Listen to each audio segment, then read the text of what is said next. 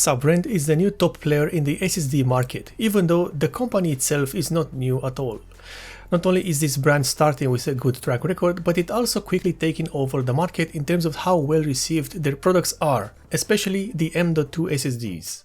This is the Sabrent Rocket Q 2TB, and it is available for around $220 or euros, which makes it just right in terms of the pricing, as most 2TB NVMe SSDs are found within this price range.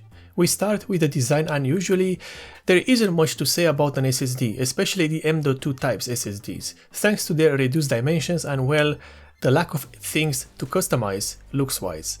This SSD has a white label applied on the front side of the PCB. This label follows the overall design language of Sabrent products. Also, this SSD has the standard layout and uses the 2280 form factor, which again, if you don't know what that is, it basically means that the SSD has a length of 80mm and a width of 22mm.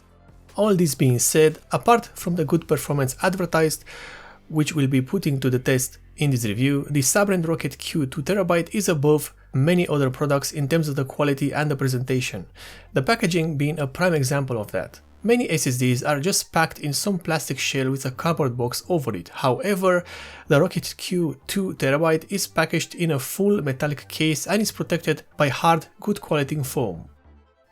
Usually I don't really care that much about packaging, I just present it if it's actually offering a good amount of protection to the product, and that's it. However, in this case, well, this is just a really nice metal box, not gonna lie. Going back to the design of this SSD, this white label, which looks quite nice, well, it's not just a label, because this is where the Rocket Q 2TB starts to differentiate itself from other SSDs. This label has a pure copper layer on its underside, and this means that the label itself acts as a small heatsink for the SSD components. So you're getting more for what you're paying for, especially if you can fit a dedicated heatsink on your motherboard for various reasons. With the label removed, we get a good look at what makes this SSD work and apparently what makes it this good. The memory chips used on the Rocket Q 2TB are made by Micron and have the serial number IA7HG678WA. These memory chips are 96 layers QLC NAND flash type modules and each have a storage capacity of 512GB, with the total being 2TB of storage capacity. The memory controller of this SSD is the Sabrent RKT303 controller.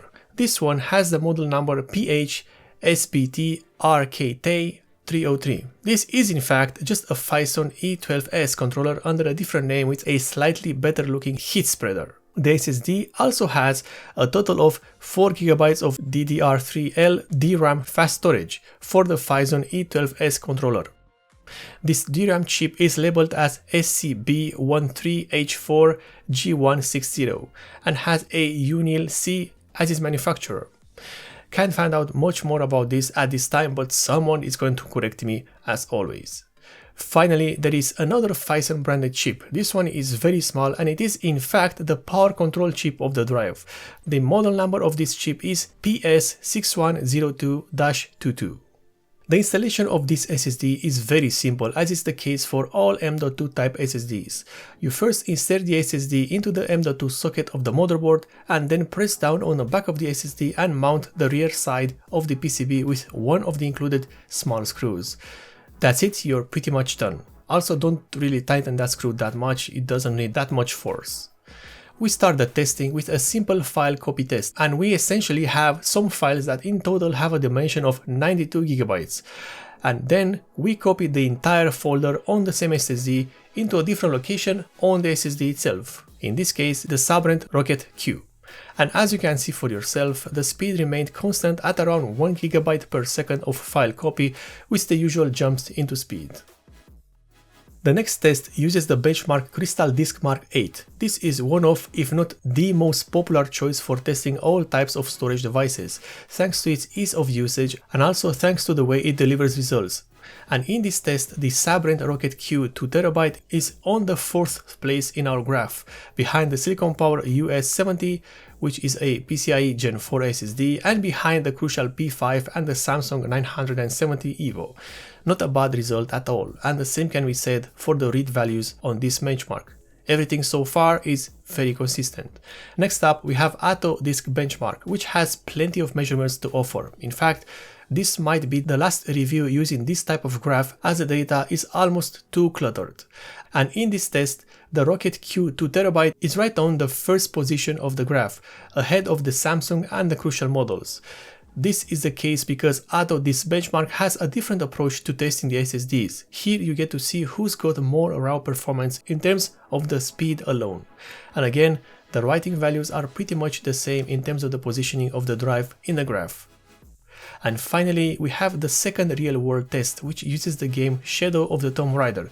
This game is running in 1080p and in DirectX 12 mode, with all settings turned up to their maximum value and vertical synchronization disabled. This game is used for its level loading, as it is very consistent in the loading times. And in this game, the Rocket Q 2TB is right behind the Samsung 970 EVO, as in with a millisecond behind it, which is great.